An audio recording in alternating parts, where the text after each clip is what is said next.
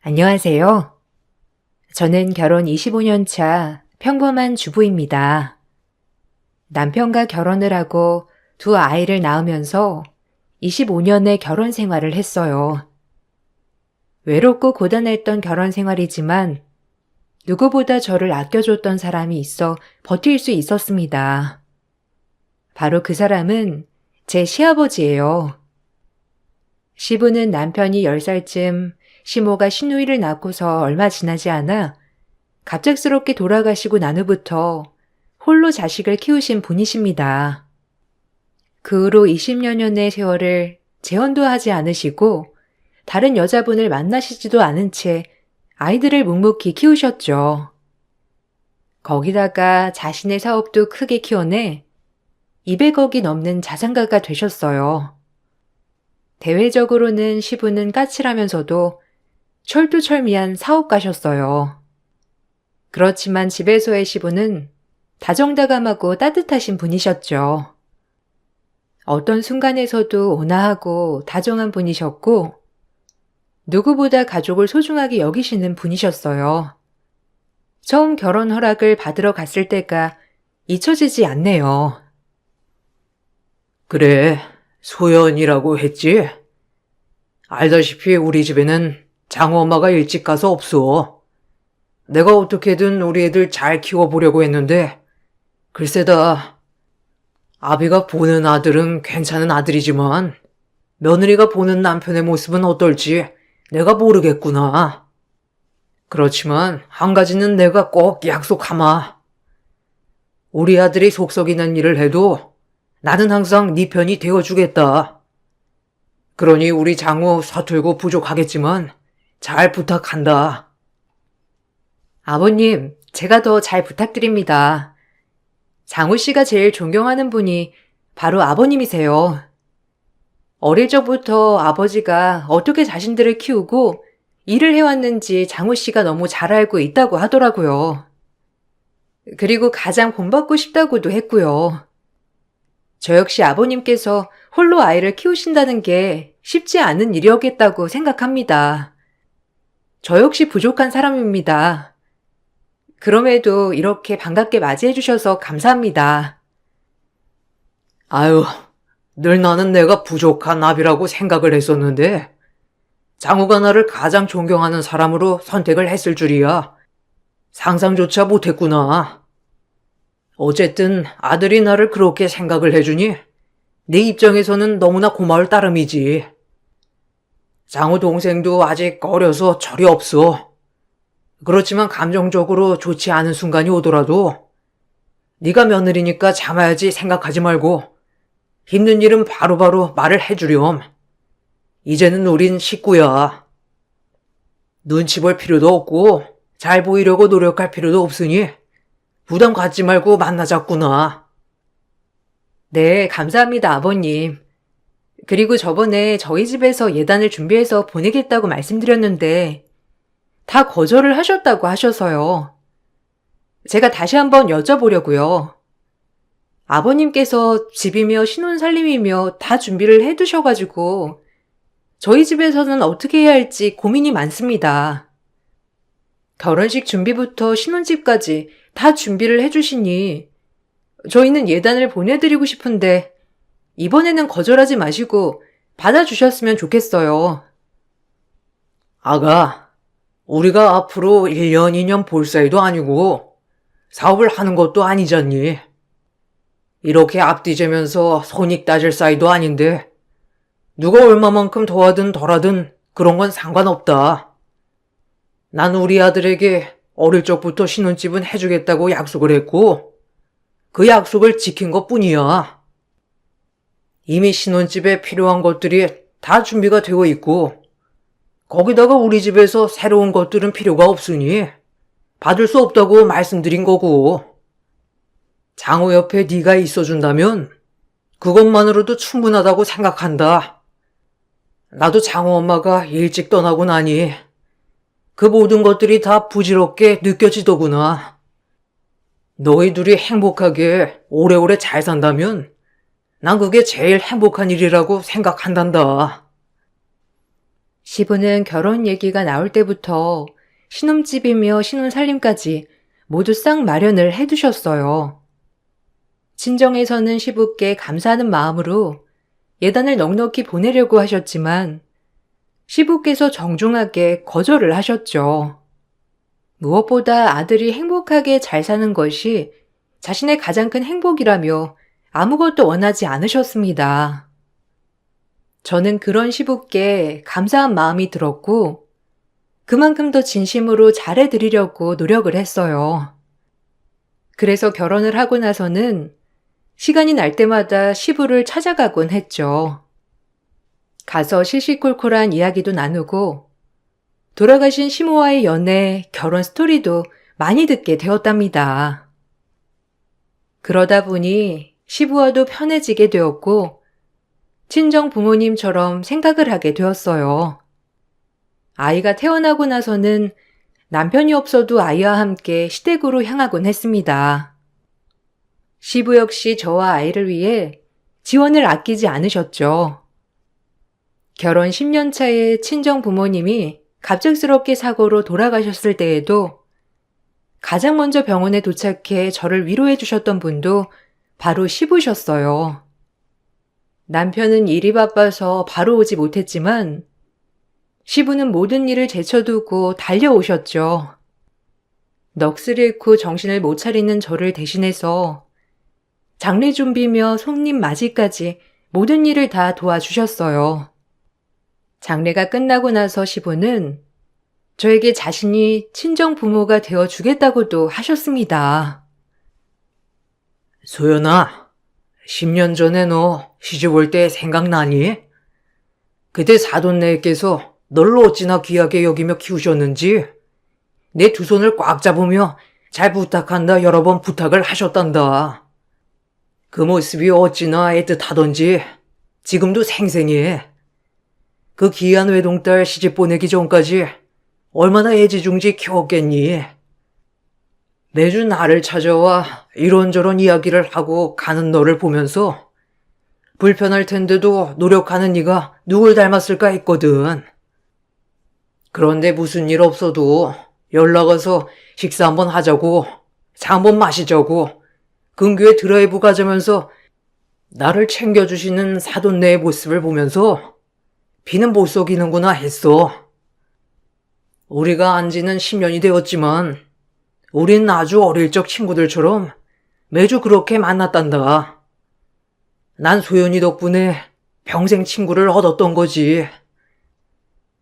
아버님, 저희 부모님이 그렇게 하셨을 줄이야 전혀 몰랐어요. 저한테 한 번도 아버님 만났다고 말해주신 적 없었거든요. 그러고 보니 항상 부모님께서 아버님 안부를 묻곤 했었어요. 자식들도 모두 다 나와 살고 있으니 혼자서 적적하시겠다면서 저한테도 자주 가서 들여다보고 얘기도 많이 나누라고 하셨거든요. 그래, 장우 엄마가 그렇게 가고 나서 사실 나도 외로운 줄 모르고 정신없이 살았는데 자식들 다 나가 살고 나니까 헛헛한 마음도 있었지. 그 마음을 가장 잘하는 사돈네께서 틈만 나면 찾아와 친구가 되어주셨어. 그 덕에 내가 이렇게 행복하게 잘 지내고 있었는데 정말 애통하구나. 나에게는 사돈댁이기도 하지만 어떻게 보면 내 절친들이기도 했어. 힘든 너의 마음을 내가 모두 다 알기는 어렵지만 앞으로 내가 너에게 친정이 되어줄 테니 너무 힘들어하지 않았으면 좋겠구나. 아버님, 정말 감사해요. 전 사고로 이렇게 엄마 아빠가 갑작스럽게 가실 줄이야 전혀 생각도 못했어요. 살아계실 때 더 잘해드릴 걸 그 생각만 나는 것 같아요. 장례 치르면서 알게 된 게 엄마 아빠가 그동안 주변에도 정말 잘하셨다는 걸 이제야 알게 되었어요. 장례도 잘 치를 수 있게 도와주셔서 정말 감사해요. 항상 저 생각해 주신 아버님께 감사하고 죄송스러운 마음뿐이네요. 한 번에 부모님이 돌아가셨던 저는 한동안 정신을 차릴 수 없었지만 남편은 처음에는 챙겨주는 듯 하다가 나중에는 무신경해졌어요. 서운한 마음이 들 때도 있었지만 항상 저를 생각해주고 위로해주는 시부의 말을 듣고선 저는 서서히 힘을 내기 시작했습니다. 남편과 시누이는 말 그대로 철이 없었어요. 시아버님은 자식들을 위해서 하나부터 열까지 모든 것을 내어주실 정도로 잘해주셨지만 두 자식들은 받을 줄만 알았지 시부를 제대로 챙기지 않았죠. 수백억대 자산가임을 알았던 남매는 항상 시부에게 도움을 받으려고만 했어요. 둘째야, 이번에 들어간 회사는 좀 어떠니? 오래 다니기에는 그 정도면 괜찮지 않아? 내가 아는 사람한테 물어보니까 그 회사는 분위기도 괜찮고 오래 다니는 사람들도 많다고 하더라. 저번에 전화해서 물어보려고 했는데 아무래도 취업한 지 얼마 되지 않았으니 전화 받기도 눈치 보일까봐 내가 전화를 못 해봤다. 아, 뭐 괜찮은 것 같기도 하고 아닌 것 같기도 하고 아니 뭐 아직 한 달밖에 안 다녔는데 벌써 분위기를 알면 얼마나 알겠어. 아직까지는 괜찮아. 근데 나 이렇게 회사에 다녀야 하는 거야? 그냥 아빠가 매장 하나 열어주면 안 되는 거고? 아니, 하루 종일 일해도 받는 돈이 고작 그것뿐이니까. 아빠, 그러지 말고 나 회사 그만둘 테니까 그냥 매장 하나만 차려주면 안 돼?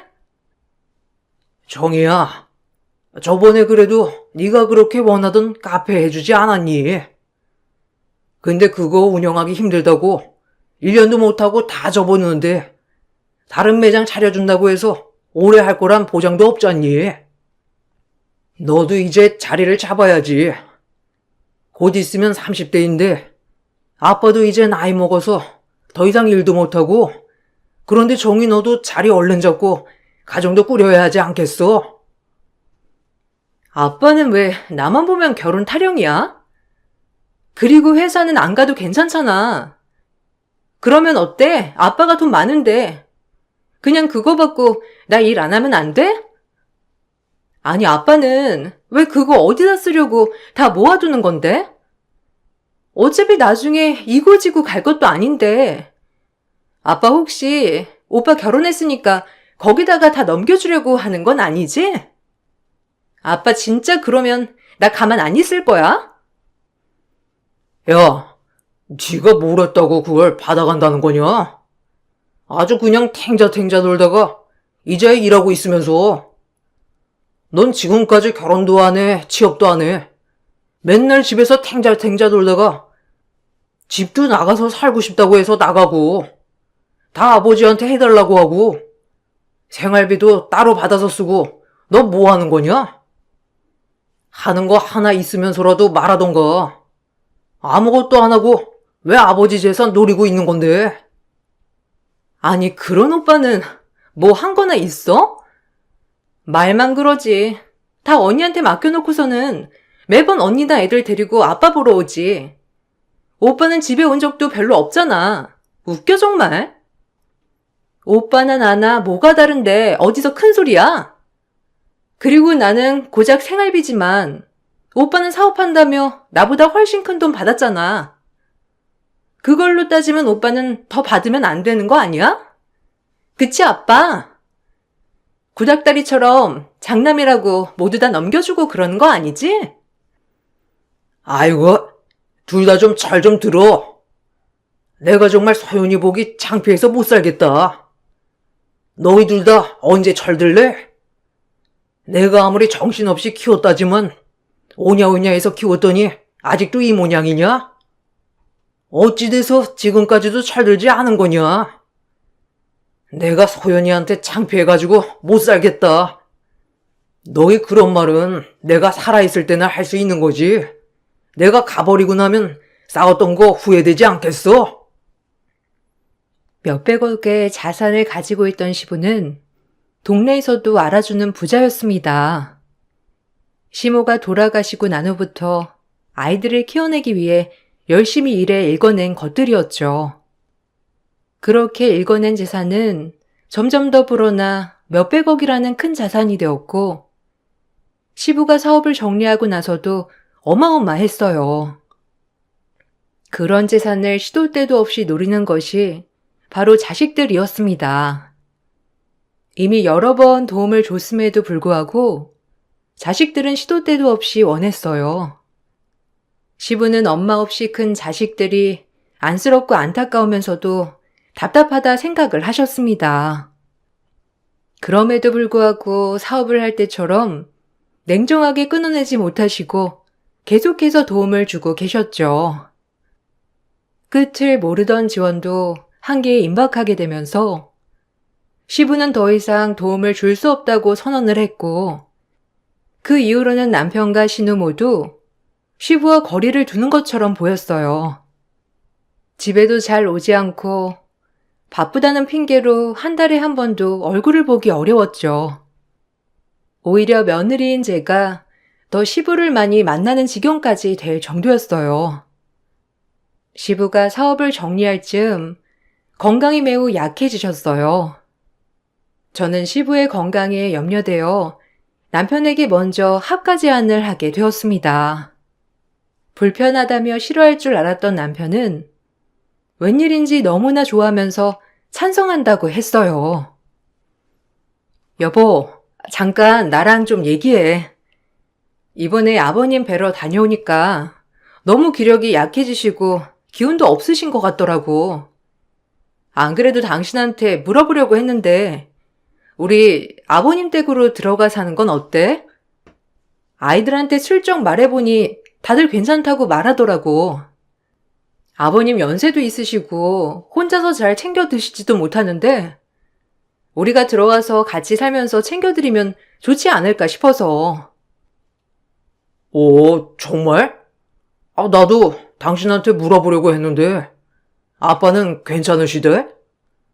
아니, 저번에 정이 그것이 아빠 집을 노리고 있더라고. 이제 자기 집 정리하고 아빠네 집으로 들어갈까 싶다고 하면서. 걔 아빠한테 남은 집, 그거 노리는 거 맞는 거 같지? 아휴, 내가 그 생각을 왜 못했을까 싶더라고. 당신이 그래 준다면야, 나야 너무 좋지. 동생이 들어가는 것보다야 우리가 들어가는 게 명분도 좋고. 당신 지금 무슨 소리를 하는 거야? 아버님 건강이 좋지 않으니까 모시며 살자고 하는 건데. 당신 혹시 집 때문에 그러는 거야? 진짜 못났다, 못났어. 당신 걱정도 안 돼? 아버님 진짜 요즘 건강 안 좋으셔. 뭘 잘 드시지도 못하시는 것 같은데 당신은 어쩜 지금도 집 어떻게 될까 그 생각만 하고 있었던 거야? 아이, 내가 무슨 집만 생각했겠어? 아빠 건강 생각도 당연히 했지. 그렇지만 우리가 합가하면 고생하는 건 당신이니까 내가 조심스럽다는 거지 뭐. 당연히 당신이 아빠 모시고 살아주면 집도 저절로 우리한테 올 테니까 뭐 겸사겸사 좋다 이런 말을 했던 거지. 무슨 그렇게 받아들여? 어쨌든 아빠가 괜찮다고 해도 내가 밀어붙여 볼 테니까 걱정하지 마. 당신은 어떻게 오랜만에 마음에 드는 생각 좀 했다? 저는 쇠약해진 시부를 모시기 위해서 합가를 제안했던 것이었지만 남편의 생각은 저와 달랐어요. 시부가 살고 있던 집은 수십억 원을 호가하는 집이었고 가정부를 두고 관리를 해야 할 정도로 넓고 큰 집이었죠. 시부의 말로는 이제 남은 재산이라곤 집뿐이라고 하셨으니 남편과 신우는 그 집을 노리고 있었던 듯 했습니다. 어쨌든 남편도 합가에 대한 생각이 같았기 때문에 우리는 시댁으로 합가를 할 준비를 했어요. 그런데 신우이는 이 사실을 알고 나서 난리가 났어요.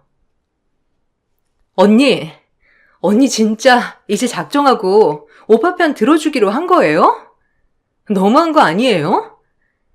오빠는 예전부터 아빠한테 지원 빵빵하게 온갖 걸 다 받고 살았는데 그 집까지 홀랑 또 가져가겠다는 거냐고요? 합가가 웬 말이에요? 아니, 전부터 아빠랑 같이 살았던 것도 아닌데, 갑자기 무슨 일로 합가를 해? 언니, 이것까지 욕심내지 말아요, 제발. 아가씨, 제가 이런 말 드리는 거 주제 넘은 거라고 하실지 모르겠지만, 제발 철 좀 드세요. 아버님 건강 안 좋으신 거 아시죠?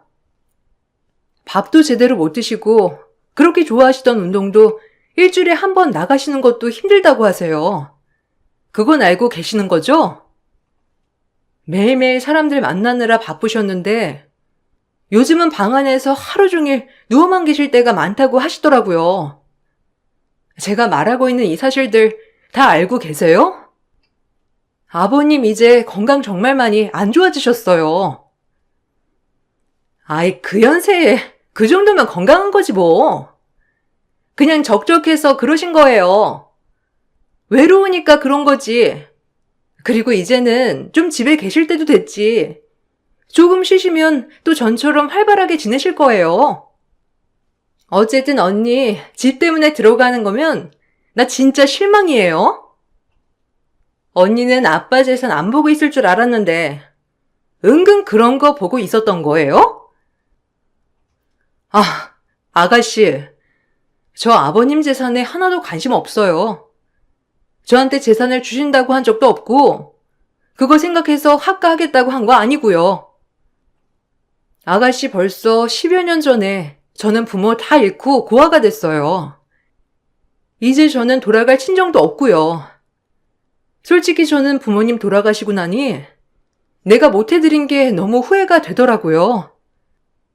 한 번만 얼굴을 볼 수 있으면, 한 번만 손을 잡을 수 있다면 좋겠다는 그 생각뿐이에요. 아가씨도 나중에 후회하기 전에 아버님 살아계실 때 잘해드려요. 언니, 나 아빠한테 잘해요. 그래도 딸인 내가 더 잘하겠지. 뭐 며느리가 잘하겠어요? 언니 모르게 나도 아빠한테 잘한다고요. 어쨌든 언니는 그 집에 욕심 없다는 거죠? 그 생각 변하면 안 되는 거 알죠? 언니 말만 믿고 있을게요. 신우이 역시 저희가 합가를 하게 되면서 시부가 살고 있는 집을 노리는 건 아닐까 전전긍긍했어요. 저는 남매의 그런 속내를 듣고서는 너무나 기가 차고 아버님이 안쓰럽기도 했어요. 거기다가 저처럼 나중에 돼서 후회하진 않을까 마음이 쓰이기도 했습니다. 아버님은 아픈 그 순간에도 자식들만 생각하셨어요. 아직 철들지 않는 자식들이 언제면 철이 들까 항상 고민을 하셨죠. 합가를 하고 나서 항상 가정부가 계셔서 관리를 해오던 집안일은 제가 하나씩 다 하기 시작했어요. 처음에는 주문을 해서 먹던 반찬들도 삼시세끼를 요리하게 되었고, 아버님 건강을 위해서 매일매일 아이들과 함께 산책을 나가기도 했습니다.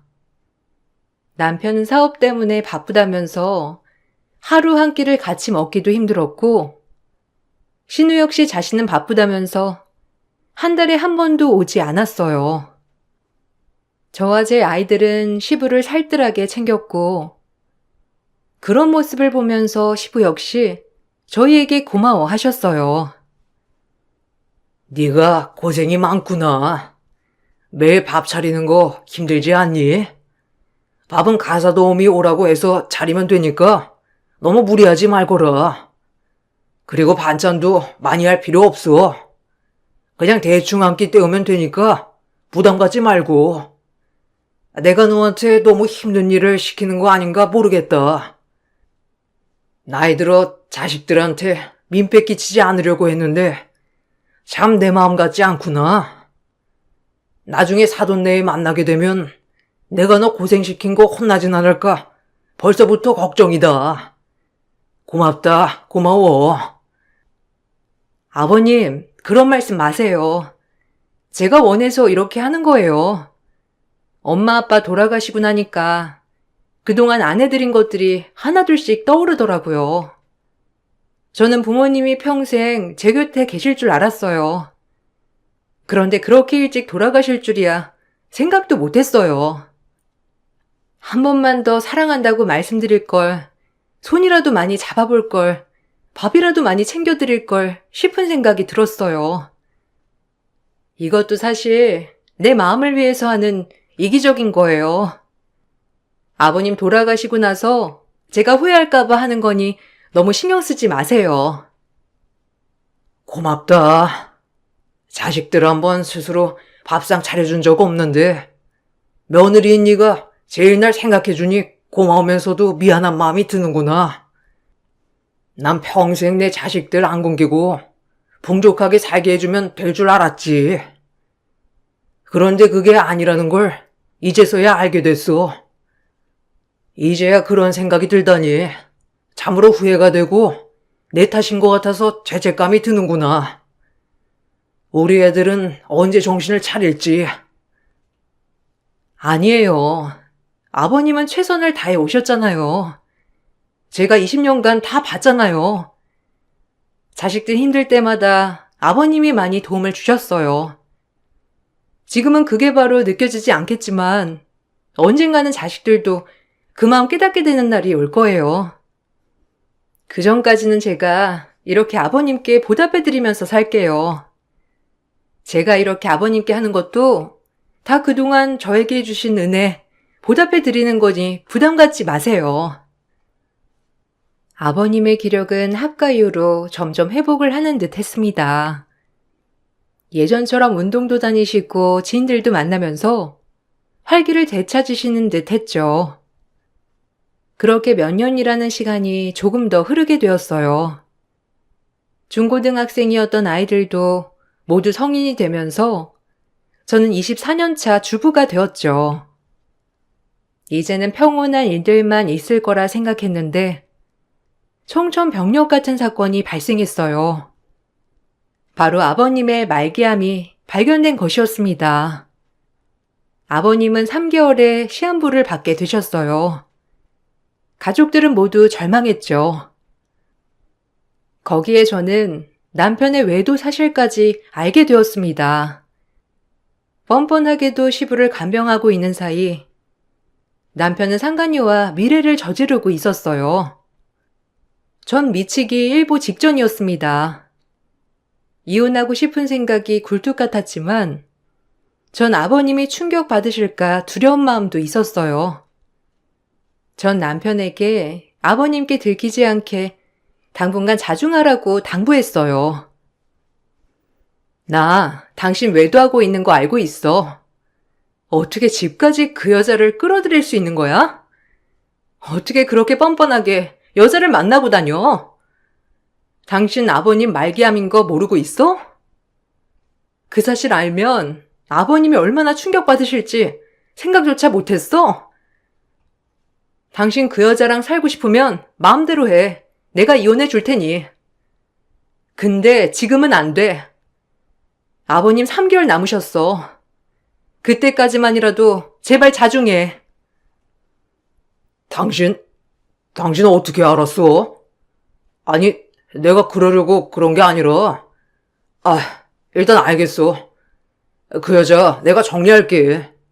그냥 사업자 만나다가 잠시 그런 거야. 당신이 생각하는 것처럼 그렇게 깊은 관계는 아니야. 예전에 정리를 하려고 했는데 사업이 얽혀 있다 보니 생각보다 빨리 정리를 못한 것 뿐이야. 나한테는 당신밖에 없는 거 알잖아. 당신이 짓거리는 말이 뭔지 상관없어. 그동안 내내 밖에서만 지냈던 이유가 이거였니? 당신이란 사람 더 이상 구제해줄 생각조차 없어. 그렇지만 시간 얼마 남지 않은 아버님께 끝까지 상처드리고 싶지 않아. 그러니 제발 조금이라도 당신이 자식으로서 도리를 하고 싶다면 지금 이 사실 아버님 귀에 들어가지 않게 조심해. 알았어? 알겠어. 내가 정말 미안해. 당신한테도 미안하고 그동안 아버지 모시고 사느라 고생 많았어. 근데 아버지 유언에 대해서는 아직까지 별말 안 하시는 거지? 내가 좀 알아봤는데 아버지 재산 다 처분한 거 아니더라고. 집뿐만 아니라 아직도 재산에 거의 200억 가까이 있다고 하는데 그거 어떻게 처리하신다 그런 말씀 하나도 없으셨어? 나한테는 말 안 하셔서 당신한테는 뭐라고 하지 않을까 싶어서. 당신 끝까지 재산 타령이냐? 정말 질린다 진짜. 아버님 살 날 얼마 안 남았다고 얘기 듣지 않았어? 그런데 아직까지도 재산 타령하고 있다니. 당신 정말 언제쯤 처리될 거야? 나중에 아버님 가시고 나면 그때 돼서 후회할 거야? 제발 정신 좀 차려. 어떻게 그런 생각을 아무렇지 않게 하고 다니는 거야? 외도하더니만 머리도 어떻게 된 거야? 정말 미친다. 당신 때문에 미치겠다고. 남편의 외도가 발각된 그 순간까지도 철이 없었어요. 외도가 발각되고 난 후에 저에게는 미안하다며 빌었지만 재산에 대한 욕심을 놓지 못했죠. 저는 지금 당장 남편과 정리를 할 수 없었기 때문에 아버님의 마지막 길을 차분히 준비하실 수 있도록 도와드렸습니다. 얼마 뒤 시부는 3개월이라는 시간조차 다 채우지 못하시고 돌아가시게 되었어요. 저는 너무나도 큰 슬픔에 빠지게 되었습니다. 저뿐만 아니라 철없던 시누이는 아버지의 죽음에 자신의 불효를 후회했어요. 제가 간병을 할 때부터 시누는 그동안의 과오를 뉘우치고 매일같이 시부를 만나러 오기도 했죠. 남편 역시 매일 시부를 간병하러 왔어요. 날이 갈수록 야위어가는 신우와 남편의 모습을 보면서 이제는 철이 들었겠구나 생각을 하기도 했습니다. 그런데 시부의 장례식이 치러지던 날 반갑지 않은 손님이 불쑥 찾아왔어요. 바로 남편이 만나고 있는 상간녀였습니다. 상간녀는 온 가족들이 다 있는 앞에서 뻔뻔하게 말을 하더라고요. 장우 씨, 와이프분 맞으시죠? 안 그래도 몇 번 만나볼까 생각했었는데 상황이 상황이라 못 만났어요. 뭐 일이 이렇게 되어버렸으니 어쩔 수 없이 여기서 만나게 되었네요. 아시겠지만 저 장우 씨랑 만나고 있는 사람이에요. 어차피 저희 만나고 있다는 거 아신다고 들었어요. 아버님이 이제 가셨으니 정리를 빨리 해야 하지 않겠어요? 끝나고 만나고 자시고 할 것 없이 소송하면 피차 피곤하니까 오고 가는 돈 그냥 깔끔하게 정리하죠. 장우 씨한테 말하니까 우물쭈물하길래 내가 이렇게 직접 찾아왔어요. 여기가 어디라고 뻔뻔하게 찾아와? 당장 나가. 지금 상 중인 거 안 보여? 할 말 있으면 상 다 끝나고 말해. 당신이랑 여기서 소란 피울 생각 없으니까 당장 꺼지라고. 그리고 저 사람이랑 만났던 말던 이제 상관없어. 내가 헤어질 거니까. 데리고 가든지 말든지.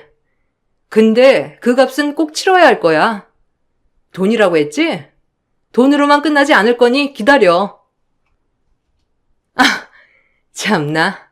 굉장히 무섭네요. 어디 마음대로 해보세요. 어차피 손해볼 건 없으니까. 당신이 빨리 그 자리에서 비켜주면 나야 좋지. 지금까지 전업주부에 경제적으로 기여한 게 있겠어. 애들도 다 컸겠다. 몇 분 지어주면 되잖아요? 얼마 필요한데요? 한 1억이면 되겠어요? 그거면 당신 한 거에 비해서 충분하지 않겠어요? 유산으로 받는 건 재산 분할에 포함 안 되는 건 아시죠? 아, 그걸 아직 못 봤나? 장우 씨 아버지 임종 전에 유언 영상 남긴 건 알고 있어요? 애틋한 며느리라면서 그건 또 못 봤나 보네. 장우 씨한테 임종 전에 영상 촬영했다고 보낸 거 내가 이렇게 가지고 왔어요. 아까 헤어져 준다고 했죠? 서류 정리야 나중에 차차 하고 유언에는 당신 몫은 없어요. 지금 무슨 말을 하는 거야? 아버님이 유언을 남기셨다고? 당신은 그걸 어떻게 알았어? 그리고 아버님 재산이 왜 남편한테 다 준다는 거야? 말도 안 되는 소리 하지 마. 뭔가 착각했나 본데 아버님이 영상 그렇게 남겼을 리가 없어. 거봐, 장우씨. 이러고도 아내가 그럴 리 없다고 한 거야? 재산 노리고 모신 거 맞다니까 그러네. 장우씨 진짜 순진했네. 그런 거 아니라고, 당신 그런 거 원해서 아버지 모시고 산 거 아니라고 하도 감싸서 나도 의아했는데 이거 봐. 역시나 그래서 모시고 산 거라니까. 못 믿겠으면 이거 영상 봐요. 여기 다 남겨져 있으니까.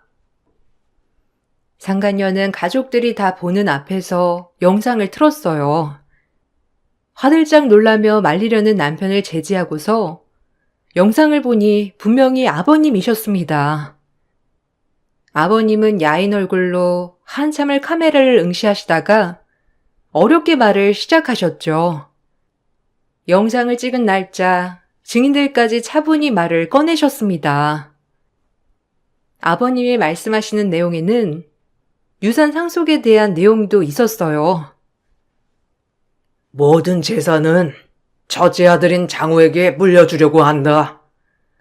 둘째 딸 정희에게는 내 집을 유산으로 남기겠으니 그렇게 알거라. 이렇게 유산 정리를 할 테니까 내가 죽거들랑 이 영상으로 나누면 되겠지? 부디 유산으로 다투지 말았으면 좋겠구나. 단 장우야, 너 나랑 약속한 거 잊지 않았지? 이렇게 유언해 주는 건 네가 약속을 지켰을 때나 가능한 일이다. 알고 있니? 너 지금 만나는 애 정리해야 할 거다. 내가 죽을 때까지 만나고 있다면 이 모든 재산 소연이한테 남길 거야. 아마 내가 죽고 나서 어떻게 됐는지 알게 되겠지. 여기 있는 증인들이 내 유언의 증인들이니 그때 대해서 다른 말 해서는 안 될 거야. 이게 뭐야? 장우씨, 이게 뭐야? 뒷말은 나한테 말해주지 않았잖아. 이게 무슨 말이야? 나랑 정리를 해야 재산을 받을 수 있다니. 그게 무슨 말이야? 장우씨도 다 알고 있었어? 아니, 나한테는 왜 말을 안 해준 거야? 그리고 이거 꼭 지켜야 하는 거야? 아니지? 아니, 아버님이 당신한테 재산 다 준다고 유언했잖아.